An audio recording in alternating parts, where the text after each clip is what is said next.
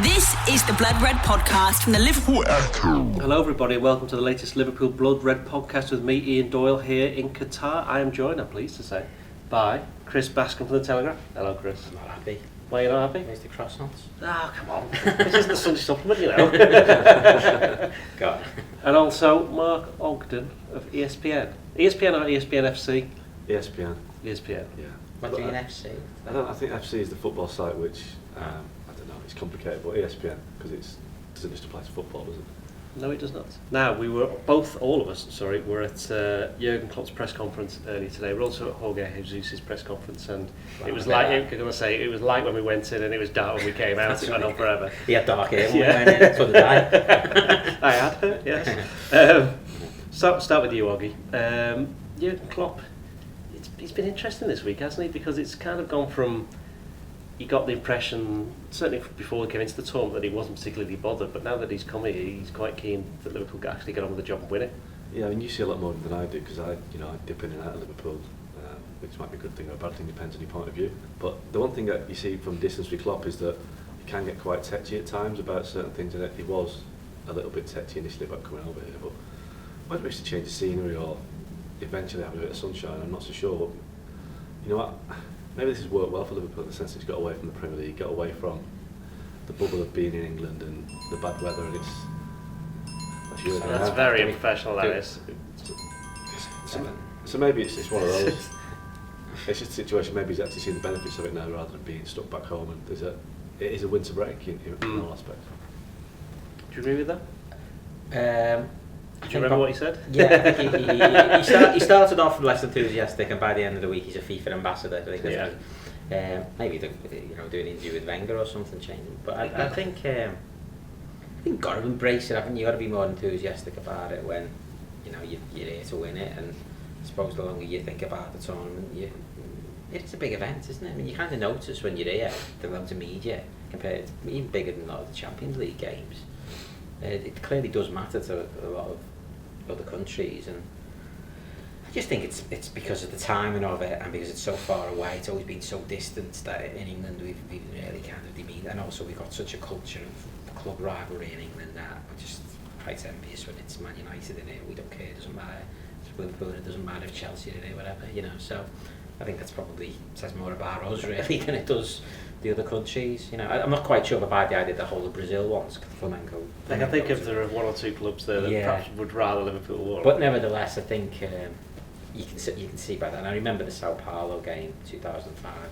They were celebrating like it was a Champions League. You were there, weren't you? Yeah, for that one, yeah. Rafa wasn't very happy, was he? No, he took it extremely seriously, and we know obviously what happened with his personal circumstances with his father passing away. But he was there. We were all amazed that he didn't go home. But that just showed you, he wanted to win that trophy. I think he did win it eventually with Inter Milan, didn't he? I think so, yeah. Mourinho keeps saying how he gifted him that trophy. Okay. But I mean, I think Basco's right. I mean, obviously I spent a lot of time covering Man United, and when United won it in 2008, Fergie made a big point of saying, forget what they're saying back home, this competition matters, and it will matter a lot more so in years to come. And I think we are pretty parochial and unsure when it comes to new competitions in anything, So I think for Liverpool to win it, it's massive. It's massive for them as a football club and also commercially as well. They're really riding the crest of a wave at the moment, Liverpool, and in every aspect in terms of the way they're they're a kind of a real kind of cool brand to be associated with. They've got a fantastic manager, great personality. They've got some great players, Salah, Mane, Firmino up front. Three of the best strikers in the world.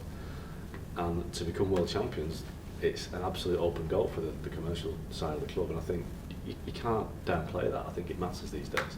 Chris, do you think it makes a difference the fact that it's in Qatar? You've mentioned that with Tokyo was where it used to be played and it was absolutely miles away.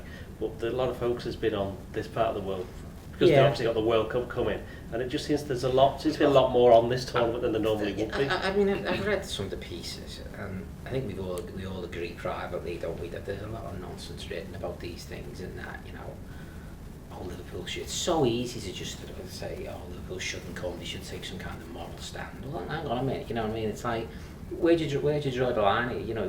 The moral quagmire of sport at any level, and who hosts tournaments. If you break it down, you wouldn't. No one would host a tournament. Why is one country more, worthy of getting the opportunity than another? Now, okay, I'm sure that, we all know the kind of things that have gone on to get the World Cup, but has it never gone on before? Has every other host nation not been up to certain allegations, not shadowed them? And I think it's one of those things where I think journalists ourselves get really into it.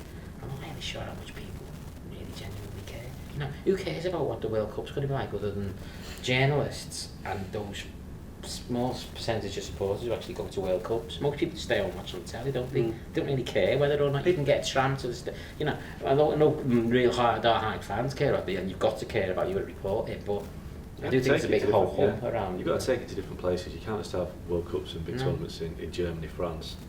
I mean, South America was waiting for a long time for a World Cup, so. But you're right, the last World Cup in Russia, human rights, all sort of issues. You were there, weren't you? I was, yeah, and it was a brilliant World Cup to be at.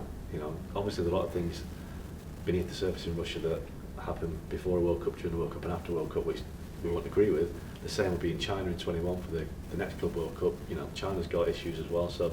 Wasn't the same in Brazil? How come we have this wealth and all this privilege with all these millionaire footballers? Where you got these poverty, these. I mean, maybe we should have World Cup should be in Sweden and Norway. I don't know. South Africa was the same. We were I was there in South. You did feel uncomfortable, but. Do you think it was a bit unfair in the press conference before the Monterrey game that it was put on? It was put on you. It's grandstand about it. I'm sorry, the guy. I mean, he's probably been out to ask the question, but it's like Klopp basically said, "What you're asking me now for, really? It's like this is not the platform." We know what Klopp's views are. I don't think everyone knows he's a very liberal to left wing minded fella who will, hate all the things that are probably banned in this country.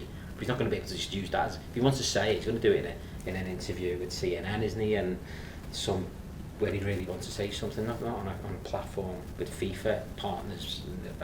That wasn't the time and place for it, but I thought he answered the question quite well by saying nothing really. I thought he gave a good answer in the sense that he did bounce it onto FIFA. Yeah, exactly. Let them answer for the reasons why they've chosen this place as a venue, why they've chosen Russia in the past, why they've chosen China. They're the ones who decide. It's like the Olympics, why they've chosen X, Y and Z. No one ever has a go at the athletes for taking part in it, do they? So why should they be questioning the clubs or the players? Exactly. It's always sport. It's always these big major sporting events that are meant to set the example. Why? Why isn't it big businesses? Why isn't it the chief executive of McDonald's being asked? Because why are you having McDonald's? Why how many Burger King, but you can see all these westernised places around there. Why aren't they being? How dare you? Because it's boring men in grey suits. Yeah, exactly. Cares it, but a famous athlete or a famous footballer suddenly carries a lot more publicity with it. Around this whole thing about role models and all this nonsense. They're a famous face, famous brand, so they have to take the stick. But I don't think many of them. It's starting to be an old Trotsky guy, but I mean, if you want, you've got to say it. Yeah, it's capitalism, folks. You know what I mean? It's based on exploitation of people who are impoverished, and 200 years ago. I've sort of said this before, I've got the streets in Liverpool named after slave owners, I'm afraid, so we need to be looking to our history. We're not all whiter than white. Obviously we're applying our 2019 sensibilities because we're all now so enlightened onto a different world, different parts of the world. All they're trying to do, they will say, is catch up. We don't like the way they're doing it, but we did it ourselves. Well, there hasn't been enough politics this year, that's all. So yeah, we'll go back to the football. Liverpool, Chris, beat Monterrey 2-1 in the end. Do you feel as though with the selection that Jurgen Klopp did, he obviously rested quite a few players, it was a gamble that he was a little bit fortunate to get away with, or do you feel as though Liverpool always had a bit too much for them? Bear in mind, obviously, there was no Van Dijk and he was forced into the change and put Henderson. I think it was a gamble. He must have thought when Van Dijk took ill, what do we do? But he obviously wanted to stick by the principle of giving Mane and Salah a rest. Not Salah, sorry, Mane and Firmino a rest, and Trent. So those were the three cavalry, weren't they? Got away with it, and he probably did calculate well. If it's not going quite well after an hour, I can always put them on and they'll win the game, and that's exactly what happened. So, but they could have been a few goals down before that, and he didn't play very well, and you would expect it did actually feel a lot of the time it was an exhibition game from the Liverpool perspective. I don't think it was from Mexicans. They were really playing streetwise football, the way they were playing the clock and everything, but Liverpool really never played Liverpool tempo of the day, but I think they will in the final. It did feel like a pre-season friendly, didn't it? The whole atmosphere of the game, the stadium, being in a different part of the world, it just felt very much like what you get in June and July all over the world. But I don't think Liverpool were ever in any danger. I know that Monterrey had a few chances, but I always felt that they would get a win. it's what Liverpool do, isn't it? They would get the win. But I think the Flamengo game will be completely different. Right from the very first kick-off, if they're not at it, Flamengo will be after them, because I think you just have to see the fans around Doha. It really matters to Flamengo. They're all over the place. It reminds me of being in the World Cup last year with Peru. There were Peruvian fans everywhere. There was hundreds and thousands in Yekaterinburg in the middle of Russia. You think, what are they doing here? You think the same. Why have so many people come from Rio to Qatar? But it matters an awful lot. People say that Flamengo have got 30 million fans in Brazil. I think it's the same people who do Man United's figures to go as well. They're a big club and it matters, and I keep hearing about 1981 as well, which I'm sure you two are. Yeah, So I remember it. I think I don't ever watch that on, but I definitely saw stayed up to watch, or got out of bed to watch the Independent. Well, there's an example of Liverpool not taking the competition. Do you remember that? I don't remember. No. I'm sure, and maybe people, if anyone watching, maybe you could tweet this later.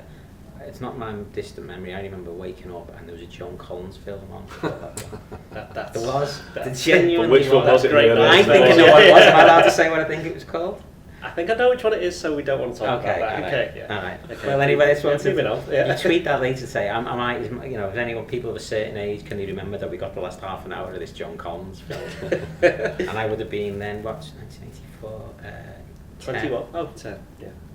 What a joke. I remember watching that game as well, even though I've come from the other side of the M62. I do remember watching that as a fan, as a kid, thinking it was really an exotic game.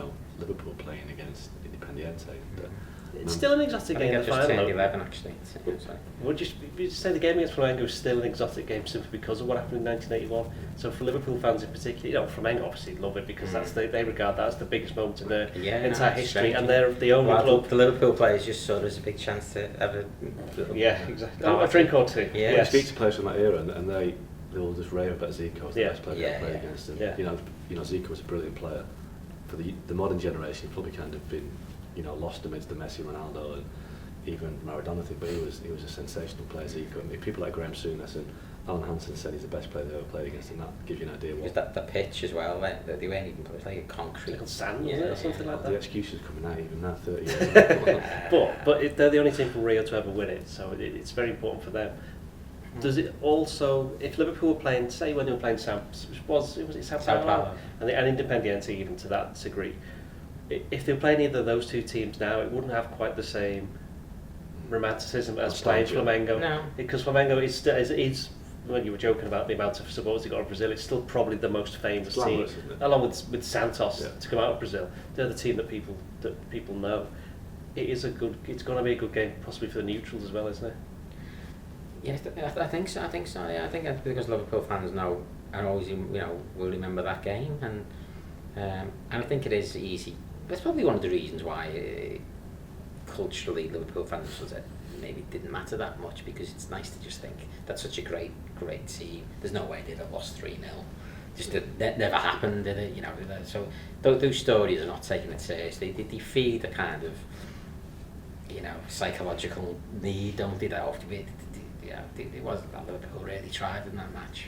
We'll probably never know really how true that is. I mean, it probably is a little bit of both really, and even had Liverpool being at full pelt, maybe they've still lost. So can I chuck that in, being from Manchester? You'd never guess, but go on. Does it matter that United have won it twice, and then did Liverpool want to get on that trophy wall because they want to close the gap on United? Because they're the two biggest clubs, and they're rivals about Premier League titles, Championships, and Champions Leagues. So does this matter to get? I don't think it matters to get more than United. I just think it matters for them to just win it, because it has become over the course of the last 10-15 years. The rebranding of the competition has become more. It has become more of a big deal. Because they've been 21 in China, so. Well, that's it. Yeah, I mean that's got all the signs of being in a complete mess. Like the one in 2000 when United had to pull out the FA Cup. That was a shambles. Yeah, exactly. So that just got jibbed straight away, didn't it? I think if Liverpool were to win it, it then becomes okay. Liverpool won 64 trophies, and to me that's the one trophy they've tried to win and never won. So it is fixing, Do you think it'll make any difference either way? Just looking at the season as a whole, whether Liverpool win it or Liverpool don't win it? No. But it won't make a difference if they don't win it. I don't think they'll look back and think, we should win that. But if they do win it, then you get a bit of momentum, because they've won 2 now. They can win, because I think Barcelona won 6 in 2009. They won everything. Now, it's difficult to do. Obviously, Liverpool can't do 6, but they could win 5 trophies this year, and they've won the Super Cup. I think it matters because you have to win something to get there. It's not just a throwaway trophy. You could argue it's the hardest one to qualify. Well, absolutely. Yeah, you've got to win a decent cup to win it. So they've got the Super Cup. If they get this again, you don't get the chance to play in this competition very often. FA Cup, who knows? You know, they haven't won it since 2006. Premier League, well, that is in the bag, despite what you see, I think. And the Champions League, Liverpool for me are the best team in Europe, and a lot of the big rivals are kind of having a bit of a decline or a rebuild. So Liverpool, for me, are the favourites. So it's the FA Cup, it's the hardest one for you to win, because if you get drawn away to Man City, to Man United, to Chelsea, perhaps that is a difficult one. But the rest of it, a two-legged tie in the Champions League, well, you don't lose two-legged ties in the Champions League for a long time. This game, one game to win it, the Premier League in the bag. So that's why I think it matters that... Mate, you'd be crying it in a little bit there. I'm not, I think you can... to be fair, to be 10, if it was any other team that was 10 points clear at this stage of the season, everybody would just say that's it. But it's because historically Liverpool haven't been able to get it over the line. They've lost one game. This reverse psychology is fooling them. They've lost one game in the Premier League in 2019. They lost one, is it 53 or 54? They could be only 4 points ahead of Leicester on Boxing Day. Come on, guys. With a game in hand, though, to be fair. I'm not crying this in, I'm telling you, this is, this happening. So that's why the Club World Cup matters, because at the end of the season, it could be everything apart from the League Cup, which, to be fair, the EFL weren't particularly helpful with that. What do we make of Jordan Henderson at centre back? It's an experiment that won't be used again unless injuries. I mean, in a way, he's fortunately playing such an opposition that couldn't really punish. I didn't think he did anything particularly wrong either. I think obviously things like the goal where Van Dijk would naturally have followed it in and probably been there to clear it, or a natural defender would have been. There's no Liverpool defenders seem to think that maybe Alisson's shot needed to be cleared. Is it a sign maybe that we know that Lovren falls over all the time, and Matip, we're not entirely sure what's wrong with him. Fabinho's going to be out for at least, you think, another 3-4 weeks. We know that they've got Minamino coming in January. Yeah. Do you feel as though they need to buy a centre back? Well, I think it's very easy for us to say yes, because you just want all bases covered. And as you say, the trouble with Dejan Lovren is, if he plays 6 games in a row, he ain't playing the 7th. Matip's injury seems to have been far worse than the indicator when it first happened. So, and obviously Joe Gomez is still only 22. People sort of forget that. He gets a bit of unfair criticism really when he has a kind of inexperienced, shall we say, game, and he is very inexperienced. He sort of judged such a high standard because he made his debut at 17, was it, or 18? So yeah, I do think they should bring in, even if it's just a short term. But I don't know if he'd be out there.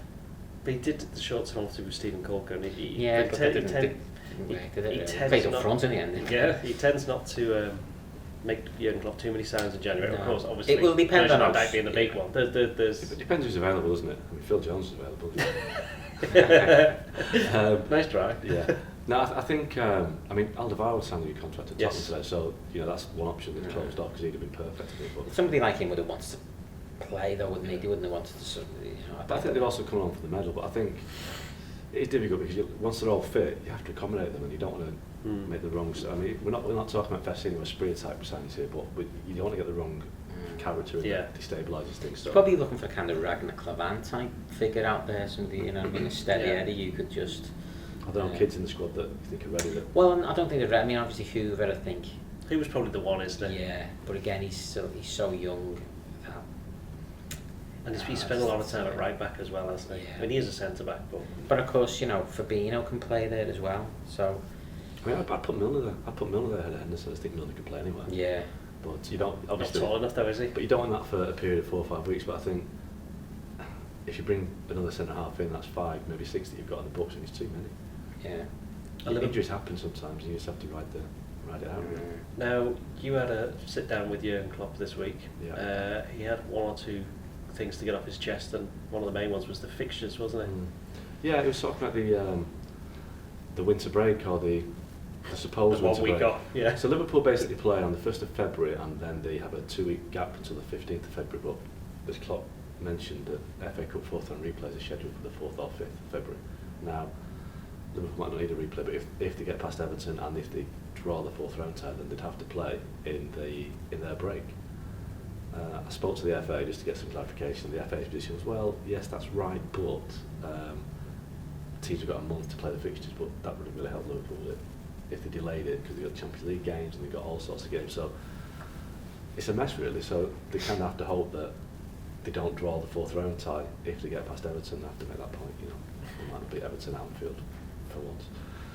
Is this something that's been a problem for Liverpool all season, the fixtures? Isn't it? I mean, it is a joke. They're just incapable. People who run the organisations of sitting down in a room. Is it the fault of the people? Sorry to interrupt. Is it the fault of the people who organise the fixtures, or is it the fault of the people who arrange these competitions that they play so many games? Because there's only so many days in which you can play. That's an element of both, and of course the clubs are complicit in it as well, which the manager doesn't like here. And just point this out, but the chief executives just shuffle uncomfortably and keep their mouth shut while the managers moan, don't they? But they're the ones who are the shareholders of the Premier League, stakeholders of the Premier League. They've decided that the original premise of the Premier League to have 18 teams shall never happen because there's too much money at stake, and they're not prepared to compromise the Premier League because of the money involved. None of them care about the FA Cup, really, but the FA are entrenched in their position and are always at loggerheads with the Premier League. I dared to tweet about the shambles of the AFL when they announced they were playing the Villa game on the same day. They weren't happy. It's ridiculous that they got a two-legged. Yeah. If they didn't have a two-legged semi-final in the AFL Cup, the Villa game wouldn't have happened there. Would have been. I mean, I think the radical solution is to just get rid of the EFL Cup, and I know it'll upset a lot of people that say, "Oh well, the smaller clubs need the money," but no other country. Well, I think the French have got rid of theirs, and it's such an outdated concept. I think just keep on evolving. I think it's okay as it is for the bigger clubs now as an under-23 tournament, basically, to give them all, a combination of squad players. But your idea you said the other day about the semi-final should be on a neutral ground. I think fantastic. City beat United at Villa Park. Yeah, it'd be brilliant. And that used to be fantastic in the FA Cup. Since that stopped in the FA Cup, those FA Cup semi-finals are nowhere near what I don't understand is when they had this agreement to have this winter break, how the AFL were able to keep this two-legged semi-final. What hold or what grip do they have on the Premier League to say we're keeping our two-legged semi-final when nobody wants it? Every manager, Klopp, Guardiola, Mourinho, they've all complained endlessly about this two-legged semi-final, quite rightly, and they still keep it on the calendar. It just doesn't make any sense. But it's so much. I'd say those neutral venues, FA Cup semi-finals, and you'd have one at Anfield, you'd have one at Villa Park. You had Spurs' ground. There'd be much more better experience for the supporters as well. Well, last season had this nonsense of Man City 9, Burton 0, and the second leg that came after that, and Burton were never going to win that tie anyway. So play that. So play Burton versus Man City at Villa Park and just give them a puncher's chance. But over two legs, it's just you can predict the semi-finals. Well, you can't predict these semi-finals this year, I don't think. Right, we'll just finish with Oggy. What we tend to do now is try and attempt to pick the Liverpool team for the next game, which is obviously Flamengo. Are we saying Alisson in goal? I think this might be quite easy, this one. Alisson in goal, yeah. Are we saying the back four, if Van Dijk is fit, Van Dijk, Gomez, Robertson, and Trent. Are we saying the front three, front three? Yeah, it's always midfield, isn't it? Okay, so now we're left with the midfield. Henderson must play. Now, if Wijnaldum's fit, does he play? I don't think he'll play. He trained. He did train today. He trained by himself. Right, okay, he's not fit. So if Wijnaldum's not playing, therefore we've got two positions to fill. We've got about four players up at five. Well, we did this podcast before we played Salzburg, and you got the scores right, didn't you? But I got the team. I said I didn't think Keita would play, and of course, little did I know he did, and he played very well, and he's been playing so well. I can't see why you would leave him out now. I think you would play Keita, Henderson, and Milner. I think so. We need Milner's legs, well, not legs, but his experience and his just that cool head, especially against a team that's going to be going for it. If your Keita plays, you have to have two players behind you that are going to do the job. So I think Keita, Milner, and Henderson is the midfield. What do we make of Jorge Jesus in his press conference? He seems to. I remember him being at Anfield once, where he lost his. Was he the manager about FIFA when they knocked Liverpool champion? No. Oh, speaking. That was Ron Koeman. Of course it was. We've got quite a big ESPN Brazil team over here because obviously Brazil's a big football nation, as you might have. Yeah, I've heard of that. Yeah, one of you. Anyway, they were talking about Jorge Jesus, and the view over there is that if he wins this, he'll look for a club in the Champions League that can win the Champions League. He thinks he can win the Champions League. He's a coach with big ambitions. Portuguese arrogance, maybe, I don't know, but he wants to come back to Europe to take on a club that will win the Champions League. I think he's won everything else. I mean, he's a very good coach. He's won a lot in Portugal. Remember the time he left Benfica to manage Sporting because he promised to his dad, which was a crazy thing to do. But so yeah, he wants to head back to Europe apparently to take on a competitive club. So it might be interesting. He'll probably end up in the Premier League one day. Probably Everton in 18 months. Final thing then, who's going to win? Liverpool favourites, and will they get the job done? Win. I think Liverpool are going to do the reverse of 1981, and it's going to be 3-0. Wow, that's a big shout. I'm going to go for a shock Flamengo win. I am very surprised that you just come out with and Gabigol, the new idol of Manchester, Rio, is going to score. I'm looking forward to seeing Gabigol. It's a great nickname, isn't it? Gabriel. Actually, no, it's terrible. That's great. It's not. We'll if you score. Gabigol. Yeah, Liverpool win 2-1. Okay. There you go. Right, and that should do us. Cheerio.